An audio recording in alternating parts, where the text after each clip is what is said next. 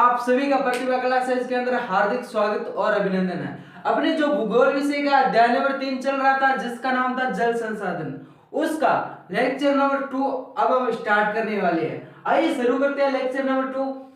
देखो, जल संसाधन, तो जल संसाधन के बारे में हम पढ़ चुके थे और जल दुर्लभता क्या चीज है इसके बारे में हम पढ़ चुके थे। आज हम पढ़ेंगे जल संरक्षण और आज हम पढ़ेंगे प्रबंधन की आवश्यकता। ठीक है, तो आज हम इन दो टॉपिक के बारे में चर्चा करेंगे। तो देखो, जल संरक्षण बहुत ही जरूरी है। संरक्षण का मतलब क्या होता है? संरक्षण का मतलब होता है बचाना। यहाँ पर जल संरक्षण यानी को पानी को बचाना। तो पानी को बचाने के लिए बहुत सारे तरीके हैं, तो उनमें से एक ऐसा तरीका है जो सबसे महत्वपूर्ण है। और बहुत सारे कौन कौन से तरीके हो सकते हैं? बांध हो सकता है, जलाशय हो सकते हैं, झीलें हो सकते हैं, आदि बहुत तरीके, परंतु उनमें से महत्वपूर्ण है बांध। सर बांध इतना महत्वपूर्ण क्यों है? पहले तो समझो कि बांध होता क्या चीज है। सर बांध क्या चीज है? बांध का मतलब क्या है? बांध का मतलब है बहते जल को रोकना या फिर बाधा उत्पन्न करना। बहते जल को रोकना कैसे? जैसे मान लो यहाँ कोई नदी आ रही है और यहाँ इस जल को हमें रोकना है, ठीक है, रोकने के लिए हमने क्या बना दिया? बांध, तो बाधा उत्पन्न कर दी। या फिर हमें इस बांध को, जो पानी है, इसकी दिशा में परिवर्तन लाना है, तो ये बांध बनाकर हम इस दिशा से इधर पानी निकाल सकते हैं। ठीक है, तो बांध का मतलब हो गया बहते जल को रोकना या फिर बाधा उत्पन्न करना या फिर दिशा परिवर्तन करना। ठीक है, तो बांध एक ऐसी परियोजना है जिसे हम क्या कहते हैं? बहुउद्देशिक परियोजना। सर हम बहुउद्देशिक परियोजना क्यों कहते हैं? क्योंकि इसके कोई एक उद्देश्य के लिए नहीं बनाया जाता है। बांध किसी भी एक उद्देश्य के लिए नहीं बनाया जाता है। बांध के बहुत सारे उद्देश्य हो सकते हैं। सर बहुत सारे कौन कौन से उद्देश्य हो सकते हैं? तो देखो, बांध के बहुत सारे उद्देश्य होने की वजह से हम क्या कहते हैं? बहुउद्देशिक परियोजना। तो इसके कई सारे उद्देश्य है, ठीक है, और इसके लाभ भी है और नुकसान भी, जिसे हम कहते हैं सकारात्मक प्रभाव और नकारात्मक प्रभाव। ठीक है, तो हम एक नंबर देखेंगे कि सकारात्मक प्रभाव क्या है। सकारात्मक प्रभाव देखो, या फिर बहुउद्देशिक परियोजना के लाभ। तो लाभ कौन कौन से हो सकते हैं? नंबर 1 पर है सिंचाई। देखो, बांधों से हम क्या कर सकते हैं? सिंचाई कर सकते हैं। कैसे? जैसे इसके आसपास जो भी खेत है उन सबको हम बो सकते हैं, ठीक है, उनमें सिंचाई कर सकते हैं। नंबर 2 है विद्युत उत्पादन। सर विद्युत उत्पादन कैसे कर सकते हैं? जैसे मान लो बांध है और यहां से हमने पानी निकाला, ठीक है, तो यहां से जो पानी आएगा वो बहुत ही स्पीड से आएगा, तो हम यहाँ पर टरबाइन लगा देंगे, ठीक है, या विद्युत यंत्र के माध्यम से हम इसे विद्युत के अंदर परिवर्तन कर लेंगे, ठीक है, और हम इसको आगे तक पहुंचा देंगे। तो नंबर 2 क्या हो गया? विद्युत उत्पादन, ठीक है। और नंबर 3 है जल आपूर्ति। जल आपूर्ति कैसे? जैसे मान लो इसके जो भी आसपास के गांव है, ठीक है, बांध के आसपास के जितने भी गांव है उन गांवों को हम जल की आपूर्ति कर सकते हैं बांध के माध्यम से। ठीक है, हम बांध के माध्यम से क्या कर सकते हैं? जितने भी आसपास के गांव है उनको जल की आपूर्ति है वो कर सकते हैं। ठीक है, नंबर 4 है बाढ़ नियंत्रण। बाढ़ नियंत्रण कैसे? सर बाढ़ देखो, बाढ़ कैसे आती है? बाढ़ ऐसे आती है कि जैसे मान लो ये नदी आ रही है, ठीक है, और नदी के अंदर पानी ज्यादा भर गए, तो ज्यादा भरने से ये नदी उछाल आएगी और जो आसपास के गांव है उन सबको पानी उनके अंदर चला जाएगा और बाढ़ की स्थिति बन जाएगी। परंतु अगर हमने यहाँ पर बांध बना दिया तो क्या होगा कि जब तक ये बांध पूर्णतः भरे नहीं जाएगा ना तब तक बाढ़ नहीं आएगी, ठीक है, और ये निरंतर धीरे धीरे चलते रहेंगे। ठीक है, अगर ये ज्यादा ही बारिश हो गई, बहुत ज्यादा समान होगी, तो एक अलग बात है, अन्यथा बाढ़ आने की स्थिति नहीं रहेगी। ठीक है, तो नंबर 4 इसका लाभ ये हो गया। नंबर 5 पर है मनोरंजन। सर ये मनोरंजन कैसे होता है? मनोरंजन ऐसे होता है कि जैसे बाढ़ के आसपास का जो क्षेत्र है ना वो बहुत ही हरा भरा होता है, इसलिए वो देखने में हमें बहुत ही सुंदर लगता है, इसलिए एक मनोरंजन के लिए भी लाभदायक है। और आंतरिक नौचालन, नंबर 6 पर है आंतरिक नौचालन। नौचालन का मतलब नाव को चलाना, तो इसके अंदर हम नाव भी चला सकते हैं। और नंबर 7 पर है मछली पालन, यानी कि बांध अगर है तो हम मछली का भी उत्पादन कर सकती है। यानी कि जो अब हमारे इसके आसपास जो भी गांव है उनको पानी अत्यधिक मात्रा में उपलब्ध होगा और वहां पर वो मछली पालन भी कर सकती है। ठीक है, तो सर आप हमें ये बताओ कि ऐसी कोई परियोजना बनाई हुई है क्या, कोई ऐसा बांध है जिससे हमें ये सारी परियोजना इनके लाभ आपूर्ति दिखाई दी? हाँ, मैं कहूंगा ऐसी बहुत सारी परियोजना, उनमें से मुख्य 2 परियोजना मैंने यहां पर लिखी है। नंबर 1 है भाखड़ा नागल बांध। ठीक है, इसका नाम है भाखड़ा नागल बांध, इसलिए हम इसे क्या कहते हैं, भाखड़ा नागल परियोजना। ठीक है, ये कहां पर है, हिमाचल प्रदेश के अंदर स्थित है और ये सतलुज और व्यास नदियों के संगम पर स्थित है। ठीक है, तो इसके 2 उद्देश्य लिए, नंबर 1 विद्युत उत्पादन भी होता है यहाँ पर और कृषि के लिए भी ये काम में लिए जाता है। ठीक है, और नंबर 2 जो बांध है वो है हीराकुंड बांध, जिसके नाम क्या कहते हैं, हीराकुंड परियोजना के नाम से जानते हैं। वो कहां पर स्थित है, ओडिशा के अंदर स्थित है। ठीक है, और ये कौन सी नदी पर स्थित है, ये महानदी पर स्थित है। किस नदी पर स्थित है, महानदी पर स्थित है। और इससे क्या होता है, ये जल संरक्षण के लिए लाभदायक है। ठीक है, और बाढ़ नियंत्रण के लिए भी लाभदायक है और ये सारे उद्देश्य भी इसके पूर्ति होती है। ठीक है, तो देखो हमने पढ़ लिया संरक्षण के बारे में, बांध सबसे महत्वपूर्ण है। ठीक है, और इसे हम बहुउद्देश्य परियोजना क्यों कहते हैं ये भी हमने जान लिया। और देखो एक महत्वपूर्ण पॉइंट है, जवाहरलाल नेहरू ने आधुनिक भारत के मंदिर कहा। इन बांधों को क्या कहा, या फिर इन जो बहुउद्देश्य परियोजना इनको क्या कहा, आधुनिक भारत के मंदिर। क्यों कहा भाई आधुनिक भारत के मंदिर, यानी कि विकास के लिए कारगर साबित होगी। कैसे, नगरों के विकास के लिए, गांवों के विकास के लिए बहुत ही महत्वपूर्ण है। सर गांव के विकास के लिए कैसे, देखो गांव के विकास के लिए ऐसे कि एक किसान अपनी सिंचाई की से बहुत सारा अनाज उत्पन्न करेगा तो गांव का धीरे धीरे से विकास होगा या नहीं होगा। ठीक है, नंबर 2 पर बिजली उत्पादन, यानी कि यहाँ पर जो बहुत ज्यादा बिजली का उत्पादन किया जाएगा तो वो बिजली सर्वाधिक कहां पर उपलब्ध होगी, शहरों के अंदर, तो शहर वाले भी उनसे अपना विकास कर पाएंगे। ठीक है, और ये बहुत सारे जो ये उदाहरण दिए उनसे उनके कारण ही जवाहरलाल नेहरू ने क्या कहा है, आधुनिक भारत के मंदिर का है। ठीक है, आगे हम पढ़ेंगे सकारात्मक प्रभाव, तो हमने पढ़ लिया, आगे हम पढ़ेंगे नकारात्मक प्रभाव। अब हम देखेंगे कि बहुउद्देश्य परियोजना के नकारात्मक प्रभाव।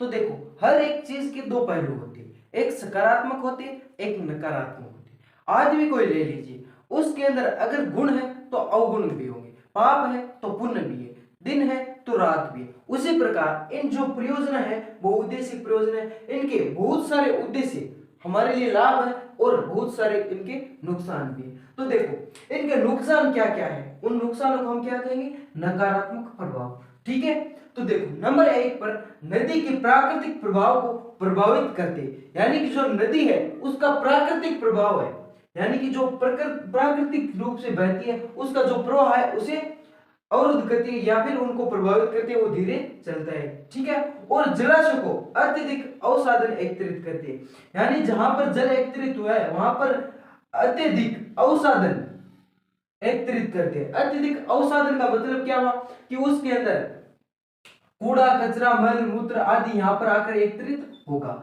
ठीक है, यानी कि अत्यधिक अवसादन एकत्रित करती है। ठीक है, और नंबर 2 पर स्थानीय समुदाय का विस्थापन, यानी कि अगर हमें कहीं पे भी किसी नदी के ऊपर बांध का निर्माण करना है तो क्या करना होगा, हमें जो उस जगह पर जो लोग रहते हैं उनको वहां से हटाना होगा, वहां पर अगर वनस्पति है उसको भी हटाना पड़ेगा। ठीक है, तो क्या होगा कि वो एक जगह से दूसरी जगह जाएगा, उसी को हम क्या कहेंगे, स्थानीय समुदाय का विस्थापन, यानी कि जो यहाँ पर स्थान पर निवास करते थे उनका विस्थापन करना पड़ेगा। ठीक है, नंबर 3 पर है जलीय जीव पर संकट, यानी कि जो जलीय जीव है उनके ऊपर भी बहुत बड़ी समस्या उत्पन्न होगी। कैसे होगी कि यहाँ पर उनको भोजन तक की भी समस्या पैदा हो जाएगी। कैसे कि वो एक जगह पर रहेंगे तो उनके लिए भोजन उपलब्ध होना मुश्किल हो जाएगा।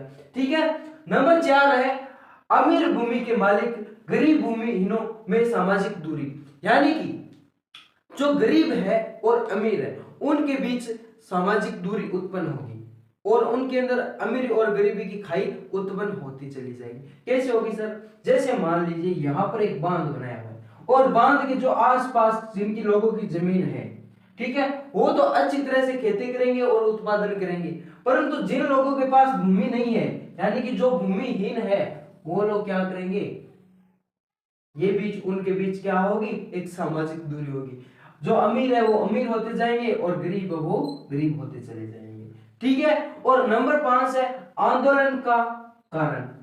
कई बार ये बात है आंदोलन की कारण भी बन जाती है। क्यों बन जाती है कि देखो, लोग है वो क्या कहेंगे, नहीं हम हमारी जमीन नहीं देंगे। अगर यहाँ पर अगर बांध बनाया तो बाढ़ की भी कई बार समस्या आ जाती है। वो कई बार इसके बहुत सारे उद्देश्य की वजह से वो आंदोलन करेगी, नहीं भाई यहाँ पे बांध नहीं बनना चाहिए। जिस प्रकार से नर्मदा बचाओ आंदोलन, टिहरी बांध आंदोलन, ये इन आंदोलन के उदाहरण है।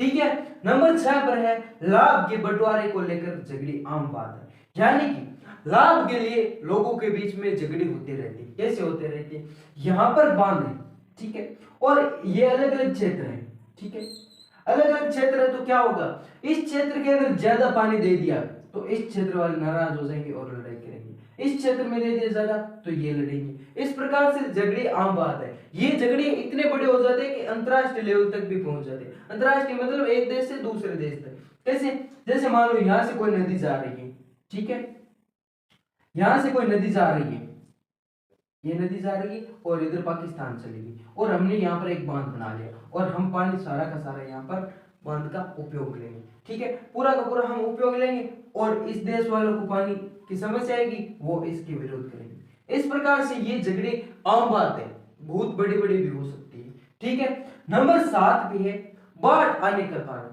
कई बार क्या होता है, बाढ़ आने का भी कारण बन जाता है, सर ये तो बाढ़ को रोकने का कारण है, बाढ़ को रोकने का भी कारण है, ठीक है, परंतु बाढ़ आने का कारण कैसे हो सकता है, ये इसके बारे में देखो। बाढ़ आने का कारण ऐसे हो जाता है कि जैसे भाई बरसात का मौसम है, ठीक है, और बांध अगर पूर्णतः भर गया है, बांध पूर्णतः भर जाने के बाद इसको टूटने की समस्या उत्पन्न हो जाती है। अगर किसी कारण वजह से बांध टूट गया तो इस जो क्षेत्र है ना आसपास का, वो पूरा जलमग्न हो जाएगा, यानी कि पानी से भर जाएगा और बहुत जन हानि होगी, मानव हानि होगी और बहुत सारे संसाधनों की बेहानि होगी। इसलिए बाढ़ का भी कारण बन सकता है। इस वजह से लोग इसका विरोध करते हैं कि वे नहीं, बांध नहीं बनाओ। ठीक है, और भूकंप आने की भी संभावना हो जाती है। कई बार बाढ़ों की वजह से क्या होती है, भूकंप आने की भी संभावना हो जाती है। पानी की गुणवत्ता में कमी आती है। नंबर 9 पर है पानी की गुणवत्ता के अंदर कमी। सर पानी की गुणवत्ता के अंदर कमी कैसे आती है, देखो, पानी की गुणवत्ता की कमी इसलिए आती है कि अगर पानी चलता रहता है तो शुद्ध होता है, अगर वो एक जगह स्थिरित रहकर दिया जाता है कई दिनों तक, कई वर्षों तक, तो उसके अंदर जो गुणवत्ता है उसमें कमी जरूर रहेगी। ठीक है, और नंबर 10 है बीमारी के भी कारण हो सकते हैं। बीमारी के कारण कैसे होते हैं, देखो, यहाँ पर पानी एकत्रित किया जा रहा है कई सालों से, और इस पानी की वजह से क्या होगा कि कुछ कीटनाशक मच्छर पैदा होंगे, उन मच्छरों की वजह से बीमारी होने की भी संभावना उत्पन्न हो सकती है। तो देखो, ये सारे बहुत सारे इसके नकारात्मक प्रभाव है। हमने सकारात्मक प्रभाव के बारे में पढ़ लिए, इसलिए ये बांध परियोजना है, ये एक थोड़ी सफलता से लेकर सफल होने का कम चांस है, और ये सफल भी कई हद तक सफल हुई है, परंतु पूर्णतः सफल नहीं हुई। तो पूर्णतः सफल क्या चीज हुई, देखो, बांध हमने पढ़ लिया, जलाशय यानी कि जल को एकत्रित करने के लिए बनाई जाती है। झीलें भी एक इसी प्रकार का उदाहरण है। इसमें क्या होता है कि यहाँ ऐसी बड़ी बड़ी झीलें बना दी जाती है और वहां पर पानी एकत्रित किया जाता है। परंतु इन सब में से क्या है कि जो प्रभावशाली रहा है वो वर्षा जल संग्रह है। तो हम आगे देखेंगे कि वर्षा जल संग्रह। अब हम देखेंगे वर्षा जल संग्रह। तो सबसे बेहतरीन तरीका है वर्षा जल संग्रह। इसके न तो कोई नकारात्मक प्रभाव है न कुछ और, इसके केवल सकारात्मक प्रभाव है, और जल का संरक्षण के लिए ये सबसे बेहतरीन और उत्तम तरीका है। तो देखो, इसके वर्षा जल को हम किस प्रकार से संग्रहित कर सकते हैं। नंबर 1 है छत वर्षा संग्रह। ये इसके बारे में आप सभी जानते हैं क्योंकि ये प्राचीन समय से चला आ रहा है। जैसे मान लो यहाँ पर एक छत है, अपनी ही घर की छत है, इस छत पे हम क्या करेंगे, नल लगा देंगे, और नल लगा करके जो अपने पानी रखने का स्थान है, कुंड या कुछ है, उसमें डाल देंगे। तो नंबर 2 हो गया। नंबर 1 हो गया छत वर्षा संग्रहण, यानी कि हम जो छत का जल है उसको इस प्रकार से संग्रहण कर लेंगे। नंबर 2 है भूमिगत टैंक अथवा टांका। भूमिगत टैंक अथवा टांका किसको बोलते हैं? कुंड को ही बोलते हैं। जैसे आपने कुंड तो सब जानते हो, उसको बोलते हैं, ठीक है। उसमें क्या होता है कि जैसे ये कुंड है, इसके आर पार ऐसे बना देते हैं और वो पानी अंदर चला जाता है, वर्षा का जो पास का पानी अंदर चला जाता है, ठीक है। इसे कहते हैं भूमिगत टैंक या टांका, जो भूमि के अंदर बना दिया जाता है, ठीक है। गुल अथवा कुल वाहिकाएं, ये चीज क्या है देखो समझो। जैसे मान लो कि पर्वतीय क्षेत्र है, ठीक है। पर्वतीय क्षेत्रों को हम, पहाड़ों के अंदर जो पानी है, ऐसी पर्वत है, उसको हम पानी को एकत्रित कैसे करेंगे? वो पानी इस प्रकार से बहेगा, बहेगा नहीं बहेगा, ठीक है, बहेगा। तो उसको हम एक नाली बना दे, नाली के रूप में से पतली सी, तो उस नाली के अंदर पानी बहेगा और हम आगे जाकर एकत्रित कर लेंगे जल। तो इस प्रकार से हम गुल अथवा पुल जैसी वाहिकाएं बनाकर क्या करेंगे? जल को एकत्रित कर लेंगे, ठीक है। नंबर 4 पर है गड्ढे। गड्ढे जैसे मान लो बड़े बड़े गड्ढे खोद दिए, जिसको हम खादिल बोलते हैं। जैसलमेर इधर दक्षिणी राजस्थान के अंदर उनको खादिल बोलते हैं, और बाकी अन्य क्षेत्रों के अंदर जोड़ बोलते हैं, जोड़ यानी जोड़ा बोलते हैं, ठीक है। तो वो बनाकर हम क्या करेंगे? उसके अंदर वर्षा का जो जल है उसको एकत्रित कर लेंगे, ठीक है। तो ये मुख्य उदाहरण हो गए, हम इन प्रकार से वर्षा का जल को एकत्रित कर लेंगे, ठीक है। इस प्रकार से ये सबसे सर्वश्रेष्ठ तरीका है वर्षा के जल को संग्रहण करने का और प्रबंधन करने का तरीका है। उसी प्रकार देखो एक चीज है, पॉइंट है, मेन समझो। कर्नाटक के मैसूर जिले का गांव है, उसका नाम है सुंदर गडाथुर, ठीक है। ये गांव का नाम है सुंदर गडाथुर। इसमें क्या है? 200 घरों में वर्षा जल संग्रहण व्यवस्था है, यानी कि 200 घरों की व्यवस्था है, उसके अंदर जो वर्षा का जल है वो संग्रहण किया जाता है। और प्रत्येक साल, हर वर्ष के अंदर क्या किया जाता है? 10 लाख लीटर जल एकत्रित किया जाता है। ये सबसे प्रसिद्ध गांव है, ठीक है।